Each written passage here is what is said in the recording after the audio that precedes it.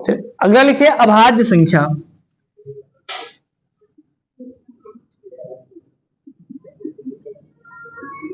अभाज्य संख्या prime number.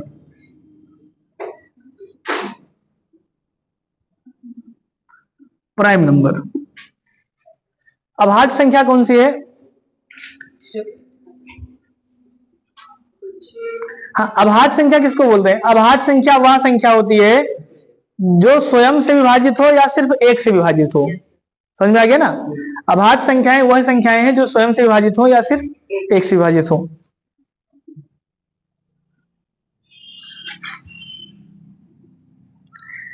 तो आपसे हम पूछे एक क्या है? एक वन।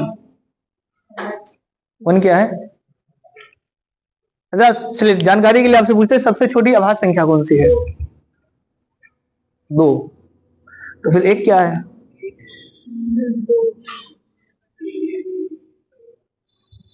था ना भाई, इन्होंने कहा दो है, सही ना? इन्होंने कहा सबसे छोटी अभाज्य संख्या दो है। आप लोग बताइए दो क्या है? दो सम संख्या है, सही। तो एक क्या है? प्राकृतिक तो ही है, मतलब अभाज्य है या नहीं सिर्फ ये बताना है। एक अभाज्य संख्या है या नहीं है? नहीं है। हाँ, एक ना तो अभाज्य है ना तो भाज्य है। मतलब पूरी जानकारी क्या है, सिर्फ ये नहीं लिखेंगे जो एक से कट जाए या स्वयं से कट जाए, एक से बड़ी होनी चाहिए। समझ में आ गया ना? मतलब एक से छोटा भाज्य और अभाज्य नहीं होता है। क्या हुआ? हाँ तीन है, अभाज्य दो भी है, इनका दो सही था। सबसे छोटी अभाज्य संख्या दो है क्योंकि दो भी या तो स्वयं से कटेगा या फिर एक से कटेगा। समझ में आ गया ना? तो लाइन क्या लिखेंगे? एक से बड़ी हुई संख्याएं, मतलब एक को छोड़कर, ये चीज ध्यान रखना, लिखना एक से बड़ी,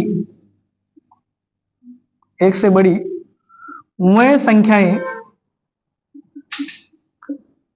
जो एक या स्वयं से विभाजित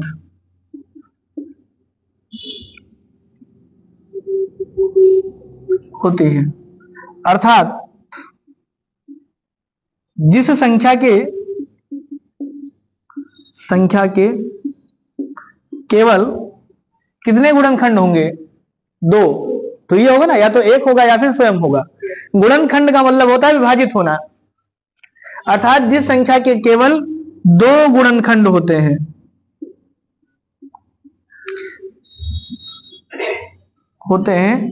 उसे हम लोग अभाज्य संख्या बोलते हैं, प्राइम नंबर। तो आपसे कोई पूछे एक क्या है, तो आप लिख देना सर एक ना तो भाज्य है ना अभाज्य है। ठीक है ना?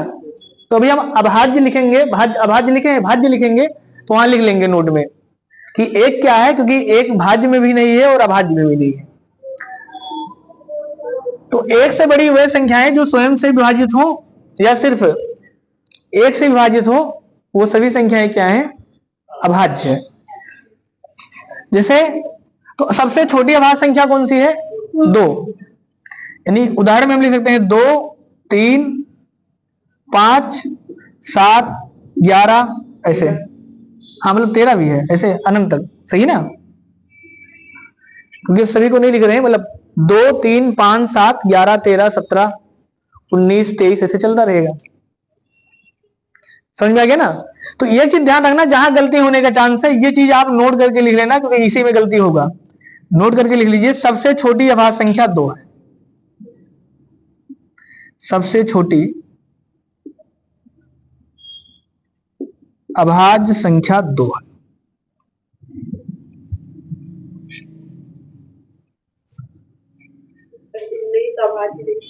क्यों? 19 अभाज्य ही है, 19 किससे कटेगा? 19 किसी से नहीं कटेगा। हाँ स्वयं से कटेगा, एक से कटेगा और किससे कटेगा? 19, सही ना? तो 19 भी अभाज्य है। तो सबसे छोटी अभाज्य संख्या कौन सी है? 2 है। अच्छा सम और विषम सुने होंगे ना, थोड़ा बहुत बेसिक जानते होंगे। तो 2 कौन सी संख्या है? सम है कि विषम है? सम है। बाकी 3 कौन सी है? विषम। 5 विषम। हाँ, यानी तो हम ऐसे कह सकते हैं कि जो 2 है ये इकलौती ऐसी संख्या है जो सम भी है और अभाज्य भी है। इसके अलावा जितनी अभाज्य संख्याएं हैं सारी विषम है। मतलब इस दो के अतिरिक्त जितनी संख्याएं हैं सब क्या हैं, विषम संख्या है। सिर्फ दो इकलौती संख्या है जो सम है और अभाज्य भी है। समझ में आ गया ना?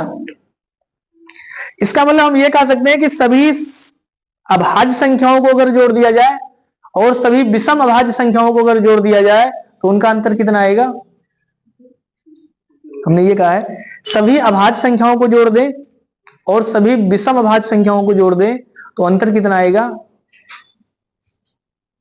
2 ही आएगा ना, क्योंकि सिर्फ 2 ही है जो सम है, बाकी तो सब कट जाएगा आपस में। जैसे हमने कहा सभी अभाज्य संख्या को जोड़ेंगे तो आप लिखेंगे सर 2 + 3 + 5 + 7 + 11, ऐसे जोड़ेंगे अनंत तक। हमने कहा सभी विषम अभाज्य को जोड़िए तो आप 3 से स्टार्ट करेंगे, 3 + 5 + 7 + 11। तो हमने कहा दोनों का अंतर कितना आएगा, तो अंतर का मतलब ऐसे घटा देंगे तो ये सब कट जाएगा ना, बचेगा कितना? सिर्फ यही 2 बच जाएगा। समझ में आया? तो ये चीज ध्यान रखना कि 2 इकलौती संख्या है जो सम है, बाकी जितनी संख्या जो सम भी है और अभाज्य भी है, बाकी जितनी अभाज्य संख्याएं हैं सब विषम संख्याएं हैं। किसी को दिक्कत है यहां तक? अब अगर हम आपसे बात करें कि 1 से 100 तक कितनी अभाज्य संख्या है तो लिख लेना ये, क्योंकि इसका कोई फार्मूला नहीं है। अभाज्य संख्याएं निकालने का कोई फार्मूला नहीं आता। क्यों? क्योंकि फार्मूला वहां काम करता है जहां किसी सीरीज में हो, मतलब गैप अंतर बराबर हो या कुछ गुणा में हो, कुछ ऐसा हो। तो यहाँ कभी 1 का अंतर, कभी 2 का अंतर, कभी 5 का अंतर, ऐसे आएगा। तो लिख लेना 1 से 100 तक, 1 से 100 तक कितनी अभाज्य संख्या है? और कोई नॉर्मल चीज है, जानकारी होना चाहिए। 25। 1 से 100 तक 25 अभाज्य संख्या है।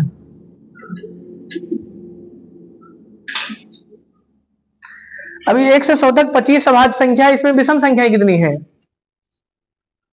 1 से 100 तक 25 संख्याएं 24, क्योंकि सिर्फ 2 ही है, अभाज्य नहीं है। समझ में आ गया ना? चलिए, तो 1 से 100 तक, 10 तक नहीं, 100 तक, 1 से 100 तक 25 अभाज्य संख्या, ये पहला पॉइंट। दूसरा लिखेंगे 1 से 50 तक कितना है? 50 तक कितनी अभाज्य संख्या है?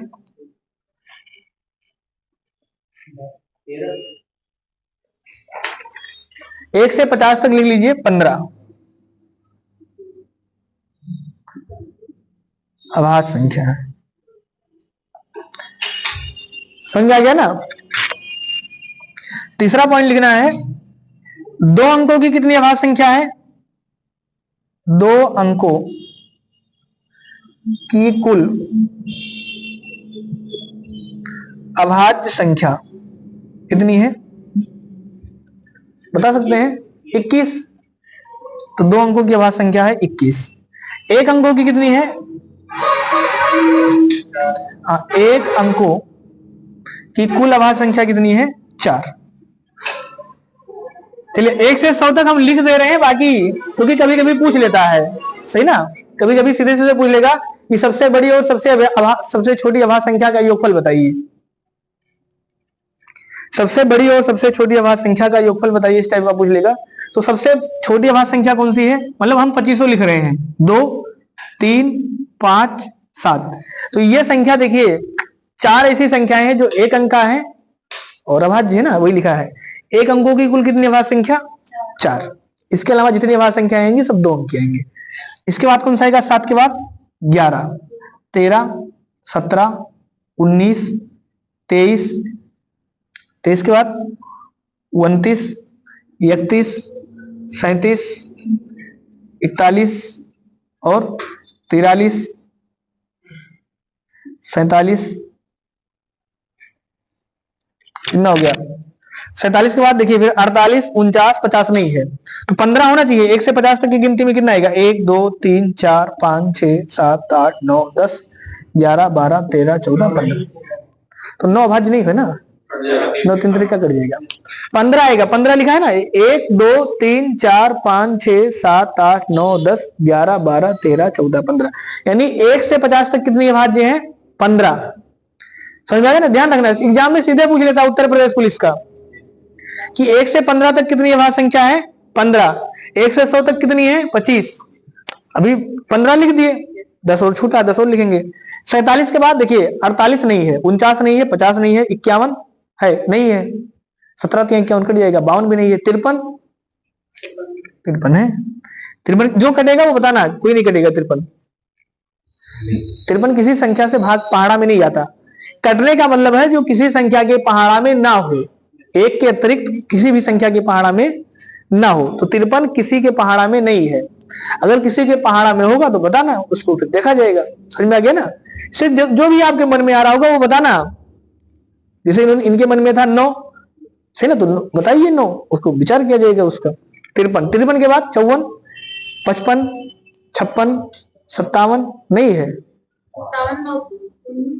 हाँ 19 से कट जाएगा, 3 से कट जाएगा, सही ना। 57 नहीं है, 58 नहीं है, 59 है, फिर 60 नहीं है, 60 तो कट जाएगा, 2 से ही कट जाएगा, फिर 61 है, 62 है, 63 है। मतलब अभाज्य संख्या नहीं है ये सब, है ना। 64 भी कट जाएगा, 65 कट जाएगा, 66 कट जाएगा, 67 कैसे कट जाएगा? चलिए लिखने के बाद सोचेंगे कैसे कट जाएगा। कोई संख्या है? बिल्कुल बारीकी से बारीकी अभी आपको बताएंगे। चलिए 67 हो गया, 68 कट जाएगा, है ना, 69 कट जाएगा, 70 कट जाएगा, 71 नहीं कटेगा, 72 कट जाएगा, 73 इसे कटेगा, 73 नहीं कटेगा। कटने का मतलब भाग जाएगा, सही ना। तो जिसमें भाग जाएगा उसको नहीं लिखना, जिसमें नहीं जाएगा उसी को लिखना। 73 74 का चला जाएगा, 75 में चला जाएगा, 76 में चला जाएगा, 77 में भी चला जाएगा, 78 में भी चला जाएगा, 69 में नहीं जाएगा, है ना। अच्छा ये 79 है, सही ना, 79, हाँ 79, फिर 80 चला जाएगा, 81 में भी चला जाएगा, 82 में चला जाएगा, 83 में नहीं जाएगा, फिर 84 चला जाएगा भाग, 85 में भी चला जाएगा, 86 चला जाएगा, 87 में,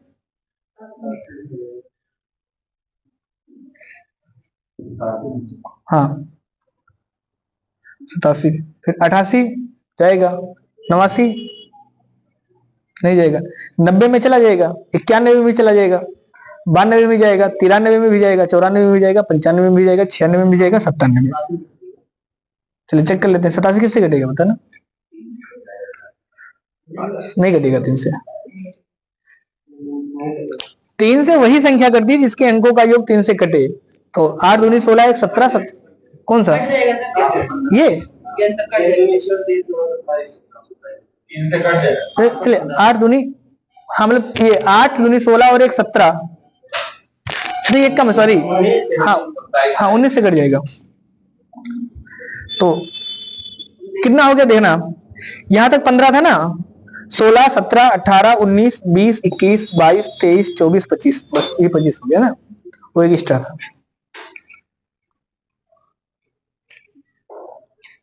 तो ये 25 संख्याएं हैं जो 1 से 100 तक अभाज्य हैं।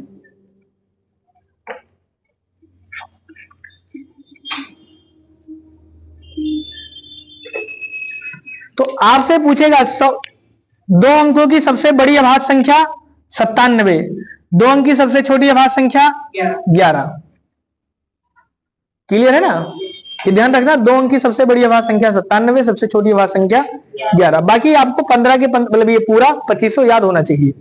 याद होने का मतलब जब एक बार 2 बार आप लिख लेंगे तो भी, जैसे क्योंकि हम लोग समझ के लिख रहे थे ना, सबको साथ में लेके। अकेले लिखना होता तो आदमी जल्दी लिखेगा। समझ में आ गया ना? तो ये 15-25 संख्याएं हैं। तो अगर सीधे सीधे पूछेगा 1 से 100 तक कितनी? 25। 50 तक कितना? 15। 2 अंकों का कितना? 21। 1 अंक का कितना? 4। 2 अंक की सबसे बड़ी अभाज्य संख्या 97, 2 अंक की सबसे छोटी अभाज्य संख्या 11। क्लियर है? अब एग्जाम में जो सवाल आता है ये भी आपसे पूछता है कि कौन सी संख्या अभाज्य है, कौन सी भाज्य है। जैसे ये तो सबसे बेसिक चीज हो गया जो हमने आपको बता दिया।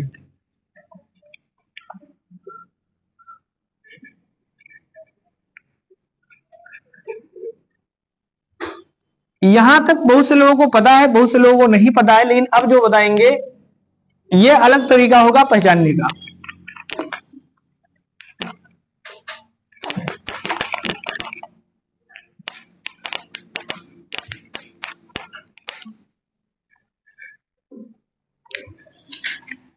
लिखिए क्वेश्चन,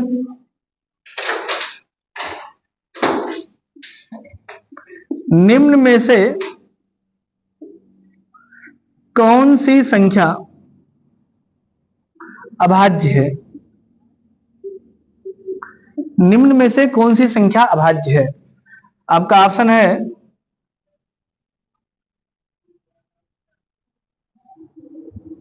105, 161, 181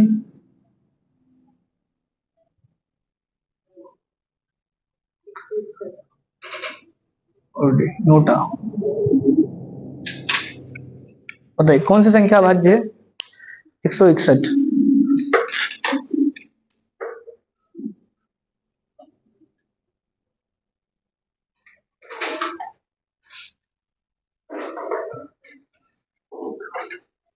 बताइए कौन सी संख्या अभाज्य है? अभाज्य का मतलब किसी दूसरी संख्या से विभाजित नहीं।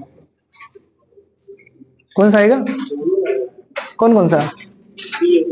बी और सी। चलिए बी और सी मान लेंगे। तो आप चलिए ऑप्शन मान लीजिए अलग लिखा होगा, कभी कभी अलग भी लिखा रहता ना ऑप्शन। तो मान लीजिए पहला ऑप्शन ऐसे लिखा है केवल ए, केवल ए। दूसरा ऑप्शन लिखा है बी और सी। तीसरा ऑप्शन लिखा है केवल बी और चौथा ऑप्शन लिखा है केवल सी, है ना? ऐसे भी लिखा रहता है। चलिए अब बताना कौन सा सही है, बी और सी दोनों। आप लोग अब देखिए, अब कैसे अभाज्य से चेक करेंगे? चेक करने का आप लोग तरीका जो पढ़े हैं, कैसे आप लोगों ने चेक किया है? पहाड़ा से चेक किया है ना? हाँ देखिए, तो कैसे चेक कर रहे हैं ना, चेक करने का तरीका सुनना, क्योंकि ये तो छोटी संख्या शायद आपने चेक कर लिया होगा। बड़ी संख्या कैसे चेक करेंगे? तो कोई भी संख्या हो, दुनिया की कोई भी संख्या हो, सुनिए पहले कॉन्सेप्ट, दुनिया की कोई भी संख्या हो कि जिस प्रकार से आप लोगों ने चेक किया है उस प्रकार से नहीं चेक करेंगे, सही ना? उस प्रकार से चेक करेंगे तो संख्या का उत्तर गलत आएगा। जैसे आपने 161 को गलत बता दिया है, सही ना? 161 7 से कट जाएगा। अगर 7 से हम काट दें तो 7 दूनी 14 और 7 त्रिक 21, है ना? इसका मतलब ये संख्या कौन सी है? भाज्य। ये संख्या भी आपका भाज्य है। और ये संख्या अभाज्य की भाज्य भी चेक कर लेते हैं, सही ना? समझ में आ गया? तो गलती कहां हो गई? क्योंकि आप लोगों ने पहाड़ा पढ़ के चेक किया, बीच में भूल गए। अब क्या करना है, स्क्वायर जानते हैं सब, स्क्वायर नियम सुनना बढ़िया से। तो हमें ऐसी संख्या ढूंढना है जो जिसे जिसका पता लगा लिया उसका तो बात खत्म है भाई। हम सबके लिए बता रहे हैं ना, सबको क्या सर 105 सीधे सीधे दिख रहा है कि ये भाज्य, तो उसको छोड़ देंगे। मतलब नियम वहां लगाना है जहां आपको कंफ्यूजन होगा। तो हमें यह काम करना है कि हम 105 तक के नजदीक ऐसी कौन सी संख्या है जिसका स्क्वायर होता है? जैसे 6 36, 105 से बहुत छोटा हो गया ना। 7 7 49 और भी छोटा है। 8 8 64, 9 9 81, 10 दहम 100, 10 हो गया ना। 11 करें हम 121, तो 11 तो इससे ज्यादा हो गया ना। इसका मतलब 10 दहम 100। बात समझ में आया? ऐसे ही 161 के नजदीक कौन सी संख्या है? तो आप कहेंगे 12 बरहियम 144, 13 तरहियम 169, 169। समझ में आ रहा है ना? तो ये 12 के करीब है, मतलब 12 बरहियम 144। इससे बड़ा नहीं होना चाहिए, छोटा होना चाहिए। इससे भाग देते हैं तो 12 बरहियम 144 इससे छोटा है, लेकिन 13 तरहियम 169 इससे ज्यादा हो गया, सही ना? ऐसे इसको देखेंगे हम तो 181, तो 181 का मतलब किसके बारह में आएगा? हाँ, तो 14 14 196 ज्यादा हो गया। इसका मतलब 13 तरहियम 169, तो यहां हम 13 लेंगे। ले लिए, एक नोटा ही लिखा है। अब क्या करेंगे, हमें सिर्फ ये संख्या नहीं मतलब है, हमें सिर्फ ये देखना है 1 से 10 तक की कितनी अभाज्य संख्या है। तो आप कहेंगे सर 1 से 10 तक अभाज्य संख्या है 2 3 5 और 7। समझ में आया ना? 1 से 12 तक कितनी अभाज्य संख्या, भाज्य नहीं, अभाज्य कितनी है? तो आप कहेंगे सर 2, 3, 5, 7 और 11। 1 से 13 तक कितनी अभाज्य संख्या है? तो आप कहेंगे सर 2, 3, 5, 7, 11 और 13। मतलब हमने कई बार लिखा ताकि आपको समझ में आए, बाकी आप एक के बार में चेक कर सकते हैं। अब अगर ये संख्या जो अभाज्य है या भाज्य है, अगर इन संख्याओं से विभाजित नहीं हुआ, मतलब इसको चेक करने के लिए इनसे चेक करेंगे, दूसरे वाले को चेक करने के लिए इनसे चेक करेंगे, और तीसरे वाले को चेक करने के लिए इनसे चेक करेंगे। अगर इनसे विभाजित हो गया तो संख्या भाज्य, और अगर इन अंकों से विभाजित नहीं हुआ, जैसे ये 161 अगर इन 5 से विभाजित नहीं हुआ, तो दुनिया की कोई भी संख्या उसको भाज्य नहीं बना पाएगी। समझ में आ गया ना? यानी जैसे हम लोग चेक कैसे करते हैं, मान लीजिए किसी ने 11 से चेक किया तो उसके मन में रहेगा, हो सकता है 13 से विभाजित हो जाए, हो सकता है 17 से विभाजित हो जाए, चेक करता ना आदमी बार बार। तो आपको लगातार नहीं चेक करना। इसका मतलब जैसे ये 161 है, तो अगर ये 11 से 11 तक की संख्याओं से कट गया तो कट गया, और अगर 11 तक नहीं कटा तो फिर आगे किसी भी संख्या से नहीं कटेगा। समझ में आ गया ना? तो ये वाली संख्या 7 से विभाजित है। क्लियर हो गया? इसको चेक कर लेंगे तो क्या ये 2 से कटेगा? नहीं कटेगा। 3 से नहीं कटेगा। 4 से, तो देखिए जब 2 से नहीं कटा तो 4 से नहीं चेक करना है, क्योंकि आभास से चेक करना है। फिर 5 से, तो 5 से नहीं कटेगा। भले भाई कटने का नियम हम लोग पढ़ेंगे मैथ में, डिविजिबिलिटी ऑफ चेकिंग, लेकिन बेसिक चीज है जो आपको, सिर्फ 5 से कौन सी संख्या कटती है? जिसके इकाई पे 0 या 5 हो। 5 से नहीं कटेगा। 7 से, तो 7 से अगर काटेंगे तो 7 दूनी 14, 140 कट जाएगा, बचेगा 41, और 7 से अगर भाग करेंगे तो 7 छक 42, 6 शेष आ जाएगा। एक तल से है ना, तो इसका मतलब नहीं कटेगा। यही संख्या है जो अभाज्य, 181। ठीक है ना? इसका मतलब उत्तर कौन सा आएगा? केवल सी। लगा लेंगे ना सभी लोग? लिखिए दूसरा नोट, लिखिए आप।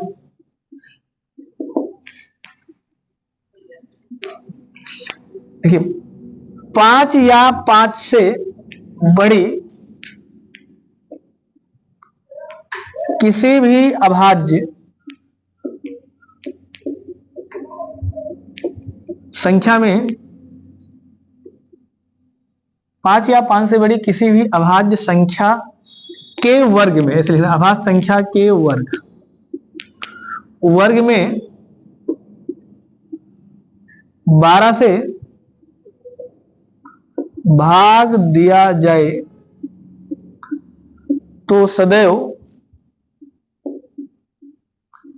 एक शेष प्राप्त होगा।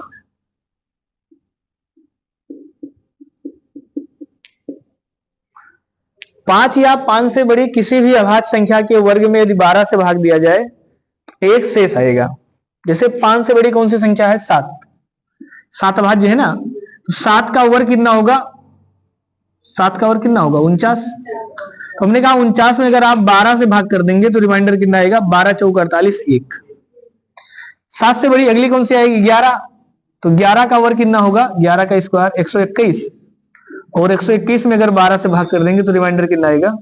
1। कोई भी संख्या जो आपके मन में आ जाए, मान लीजिए 13, तो 13 का स्क्वायर कितना आएगा? 169। इसमें 12 से भाग कर देंगे तो शेष कितना आएगा? 1 आएगा।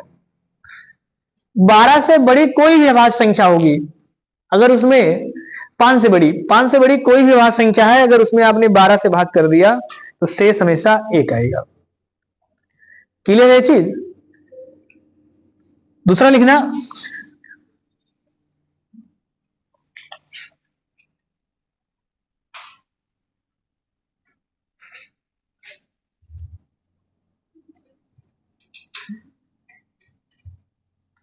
अगला नोट लिखिए आप, दूसरा नोट इसी में।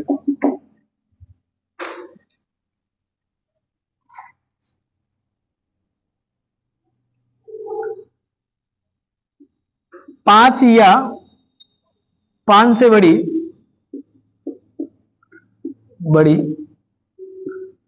किसी भी अभाज्य संख्या को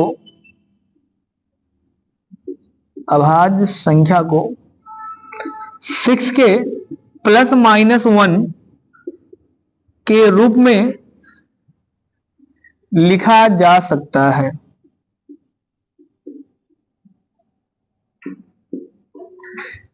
पांच या 5 से बड़ी किसी भी अभाज्य संख्या को 6 के प्लस माइनस 1 के रूप में लिखा जा सकता है। परंतु इसमें लिखना परंतु प्रत्येक 6 के प्लस माइनस 1 के रूप में लिखी गई संख्या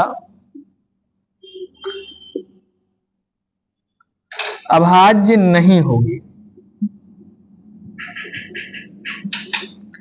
नहीं होगी।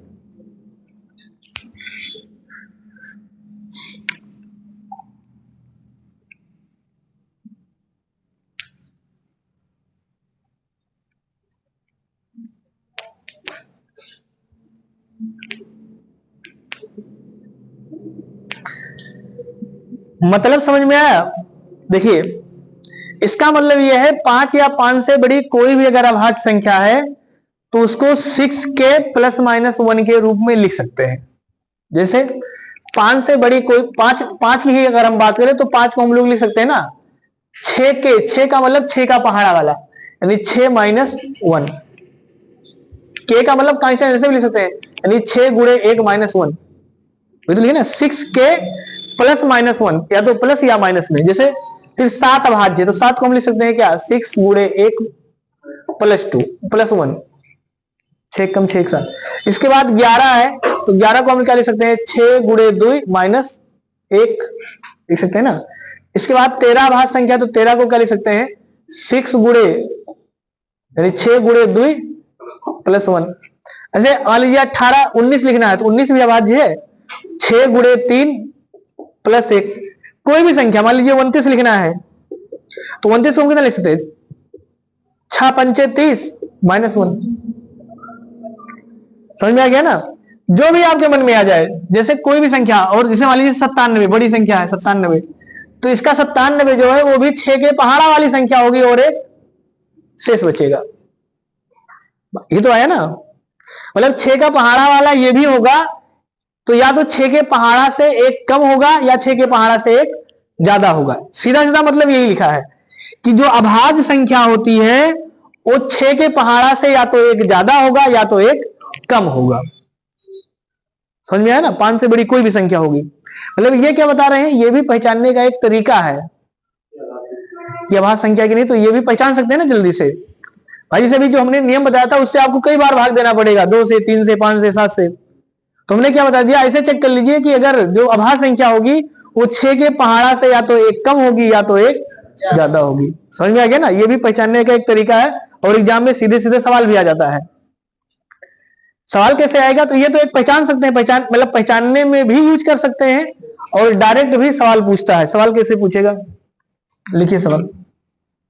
अब दूसरा लाइन भी क्या लिखे, पहले यहां भी समझ ले। यहां पे हमने क्या लिखा है, परंतु प्रत्येक 6 के प्लस माइनस 1 के रूप में लिखी गई संख्या अभाज्य नहीं होगी। मतलब अगर आपने किसी भी संख्या को ऐसे लिख दिया है तो अभाज्य हो भी सकता है, नहीं भी हो सकता। मतलब इस तरीके से कुछ संख्याएं ऐसी होंगी जो भाज्य भी होंगी, उनको भी लिखा जा सकता है। समझ में आ गया ना? जैसे कल हम लोग पढ़ रहे थे कि सभी प्राकृतिक पूर्ण तो होगा लेकिन सभी पूर्ण प्राकृतिक नहीं होगा। इसका मतलब फिर से वही लिखा है कि जितनी 6 के प्लस माइनस 1 के रूप में लिखी गई संख्याएं होंगी वो सारी अभाज्य नहीं होंगी। समझ में आ गया ना? लेकिन जो अभाज्य होगा वो 100% लिखा गया होगा। क्लियर है ना सब में? यानी अभाज्य संख्याओं को आप 100% लिख सकते हैं, भाज्य संख्याओं में कुछ को लिख सकते हैं कुछ को नहीं लिख सकते। क्लियर है ना? तो वही चीज लिखा है कि जो अभाज्य होगा वो लिखा जा सकता है, जो अभाज्य नहीं होगा वो लिखा जा सकता है और नहीं भी लिखा जा सकता। जैसे 49 अपवाद में आ जाएगा 49, तो 49 को अगर हम देखेंगे तो कितना आ जाएगा, ये 6 से कट जाएगा, तो 6 8 48, यानी 6 गुणे 8 प्लस 1। तो ये भी तो 6 के प्लस 1 के रूप में लिखा गया है, जबकि ये अभाज्य नहीं है, ये भाज्य संख्या है। तो हमने यही कहा है कि जो अभाज्य होगा वो गारंटी है, लेकिन जो अभाज्य होगा वो लिखा भी जाएगा नहीं लिखा जाएगा। तो मतलब ये भी एक तरीका है कहने का, मतलब जैसे कोई संख्या आपने लिखा और वो 6 के प्लस माइनस 1 के रूप में लिखा गया है, तो गारंटी नहीं कि अभाज्य होगा, लेकिन अभाज्य होने की संभावना है। थोड़ा सा आपका दिमाग खुलेगा कि अभाज्य हो सकता है। और अगर नहीं लिख पाए हम लोग उसको 6 के प्लस माइनस 1 के रूप में, तो 100% सेवर है कि वो संख्या फिर भाज्य ही है, अभाज्य नहीं है। समझ में आ गया ना? मतलब जब लिख लेंगे तो सतर्क हो जाएंगे कि भाज्य भी हो सकता है, भाज्य भी हो सकता है। और अगर नहीं लिख पाए तो आंख मूंद के लगा देंगे संख्या भाज्य है। क्या हुआ? 60 से ऊपर चला गया तो ये जो 6 का कहीं भी होगा, कोई भी संख्या, वही तो अभी 97 भी तो लिख के बताए ना। 5 से बड़ी कोई भी संख्या होगा, 100, 200, 500, 1000, समझ में सब पे लागू होगा। यहाँ लिखा अभी स्पष्ट 5 या 5 से बड़ी, सिर्फ 5 से बड़ा होना चाहिए।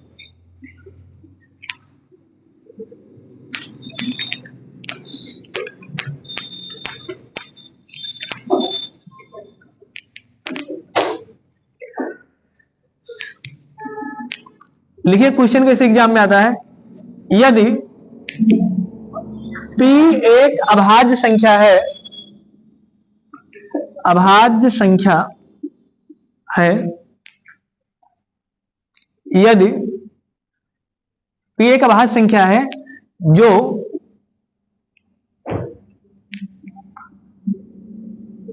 पांच से बड़ा है, बड़ा है,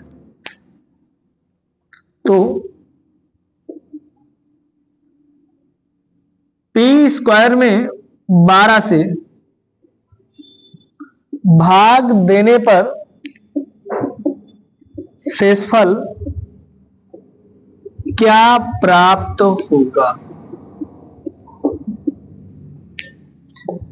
आपका ऑप्शन होगा 0, 1, 11 और नोटा, इनमें से कोई नहीं। कौन सा लगाएंगे? लग जाएगा ना सबका। कोई भी 5 या 5 से बड़ी अभाज्य संख्या होगी, 12 से भाग देने पर शेष हमेशा 1 आएगा। वही तो पढ़े हैं ना, तो 1 आ जाएगा। और अगर इसी सवाल में ऐसे लिख दिए होते कि P square plus P square -1 में 12 से भाग देने पर शेष कितना आएगा? 0 आ जाएगा। समझ में आ गया ना। तो कभी कभी ऐसे पूछ लेगा, कभी सीधे सीधे पूछ लेगा। दोनों क्लियर है ना। इसका उत्तर कितना आ जाएगा? इसका उत्तर आ जाएगा 0, क्योंकि -1 कर दिया है। तो जब -1 कर देगा तो वो संख्या हमेशा 12 से विभाजित होगा। लग जाएगा ना सबका। अब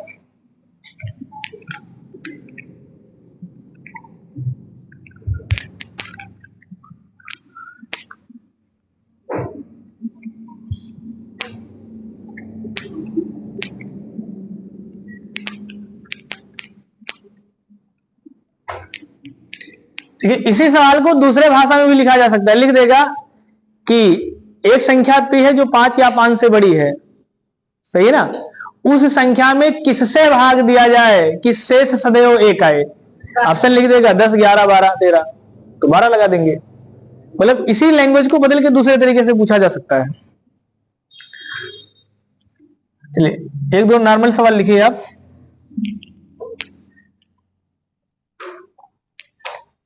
देखिए दो अंकों की सबसे बड़ी तथा सबसे छोटी अभाज्य संख्या का गुणनफल होगा।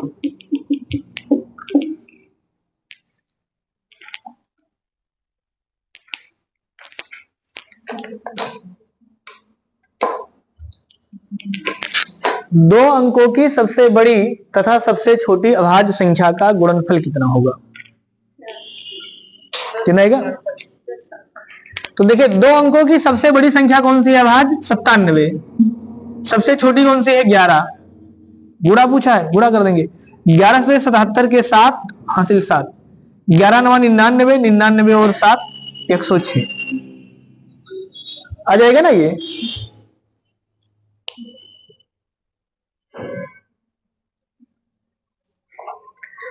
इस टाइप से भी सवाल एग्जाम में पूछता है। अगला सवाल लिखिए।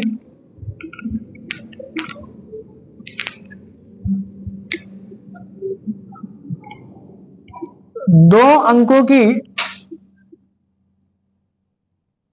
प्रथम 5 अभाज्य संख्याओं का योगफल होगा। दो अंकों की प्रथम 5 अभाज्य संख्याओं का योगफल।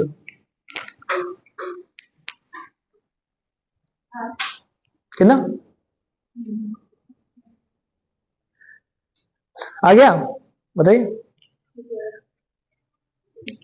11 कैसे आएगा? 2 अंकों की प्रथम 5 लिखना है, इसका मतलब कौन सा आएगा? 11, 13, 17, 19 और 30, यही 5 जोड़ देना है। कितना जाएगा ये? 9, 1 10, 10 10 20, 3 23 के 3 हासिल 2, 2 2 4 और 4 8, 83, ये आएगा ना 83। देखिए सवाल लगाना बहुत मतलब की बात नहीं है, हाँ समझना भी है और दूसरा तेज लगाना है। भाई इसे आदमी सोच के लगा रहा, अच्छा 11 11 के बाद कौन सा आएगा? 12 फिर 13, सही ना? क्योंकि एग्जाम में समय का महत्व है। तो मान लीजिए हो सकता है कि आप 5 सेकंड में लगा रहे हैं, लेकिन दूसरा अगर 3 सेकंड में लगा रहा है, इसका मतलब उसका कैलकुलेशन आपसे तेज है, उसका लिखने की स्पीड भी तेज है, सोचने की स्पीड भी तेज है। बहुत से लोग सोच तो लेते हैं लेकिन लिख नहीं पाते, स्लो लिखेंगे। तो स्लो लिखेंगे तो आपको स्पीड लिखने वाला भी तेज करना है भाई, क्योंकि 150 सवाल लगाना है। तो 150 सवाल में से मान लीजिए मैथ्स रीजनिंग थोड़ा बहुत तो लिखना पड़ेगा ना। तो अगर थोड़ा बहुत भी लिख रहे हैं, गोला भर रहे हैं, तो गोला भरने में भी स्पीड स्लो होगा भाई। जिसका लिखने में स्पीड स्लो होगा उसका गोला भरने में भी स्लो होगा। तो आपको लिखने में भी स्पीड तेज करना है। जैसे किसी को दे दिया जाए नकल ही लिखने के लिए, तो एक पेज सब लोग बराबर समय में नहीं लिखेंगे। इसका मतलब जो जल्दी लिखेगा उसका सवाल भी जल्दी लिखेगा। जैसे कोई सोच तो रहा है कि 3 दूनी 6, लेकिन अब वो ऐसे लिख रहा है 3 गुणे 2, 3 दूनी 6, तो 6 के 6 फिर हासिल जोड़ रहा है ना? कोई तेज लिख रहा है तो उसका समय कुछ ना कुछ तो बचाएगा ही।